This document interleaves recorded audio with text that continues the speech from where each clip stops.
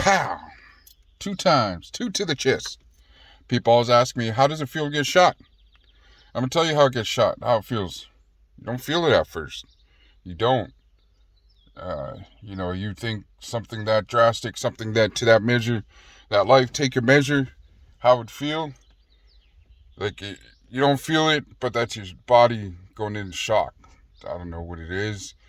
But yeah, you don't feel it at first. You're just, your body's shaking, your body's taking account that you just took a piece of metal through your body, uh, metal, lead, whatever. These bullets going into your body. So I get it twice.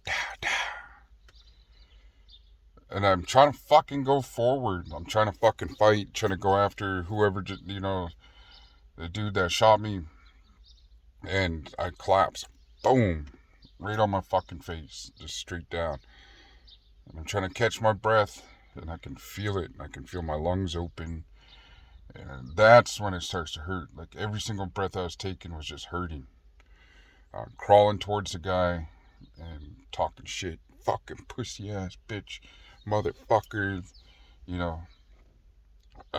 So I'm crawling towards him, comes up, puts a gun to the top of my head.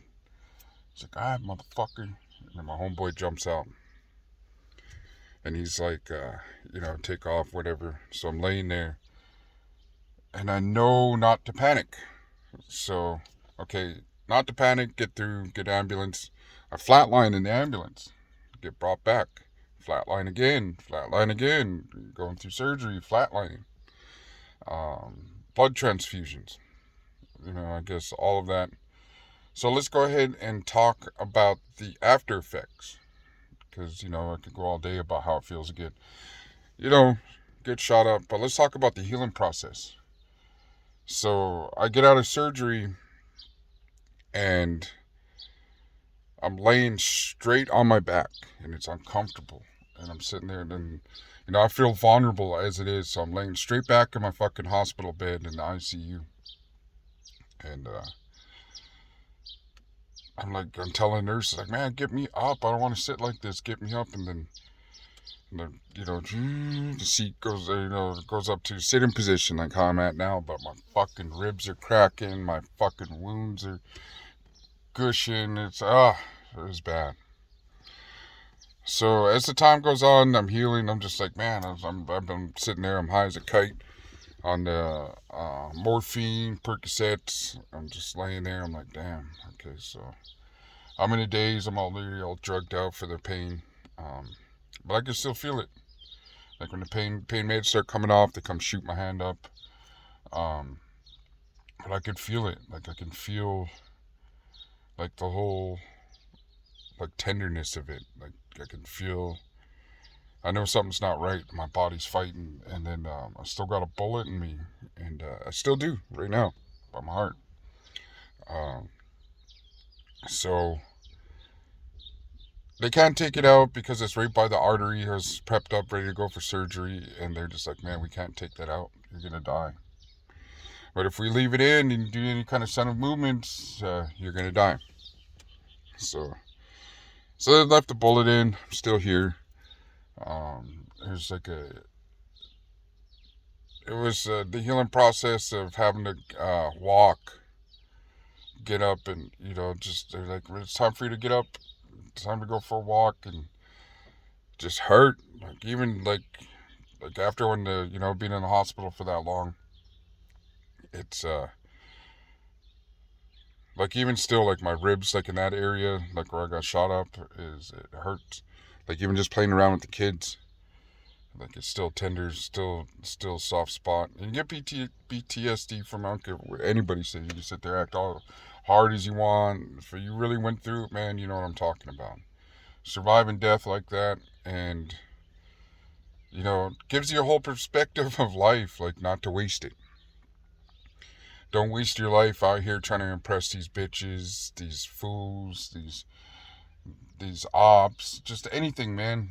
I wasted so much of my life and, flatlining all that time and seeing what I seen on the other side and what I didn't see on the other side. And the options, the opportunities, if you're given a second chance, man, I pray you don't have to go through what I went through to change your life. I've given so much to the streets, to the code of the streets, to the drug trades, to the transactions, to the respect, through just tearing my whole life down. And, building it back up, building trust with my family. Because when you're out in them streets, man, you really put everything aside. It's such a selfish life to where you don't think about your kids, you don't think about, just anything, your family, what your family goes through. And it's kind of crazy because it's karma. I'm going through it right now, with my son. He's joined that life, allegedly. And and now I don't want him around my kids. Like, I don't want him at my house. I got little kids I have to protect. I love my son to death. I always will. But I can't have that type of life around my kids. So if when people are, who fools are, man. You know who's crazy. I just don't, like, when it comes to, like, my business, I'm out there doing what I have to do. But when it comes to, like, coming home to my kids and, just, I don't let anybody around them. Like, to be honest. So protective of them. And, I give them room to where they're going to grow physically, mentally. But I'm always watching. I'll see what they're looking at on their phones and type of music they're listening to. Anything that'll indicate any kind of gang life or anything like that. And they don't. There's only one of them that did.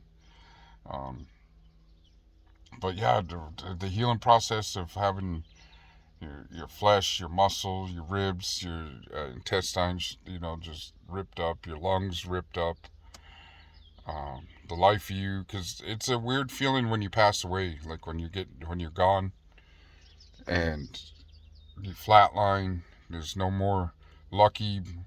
There's no more anything, and everything just goes black. It's a weird feeling to come back that many times. Like, so if you're given the opportunity to stay with the lifestyle, stay with bitches that don't give a shit about you, fools that don't give a shit about you, people that would have let your son grow up in the system, foster care, because I'm all my son has. His mom passed away.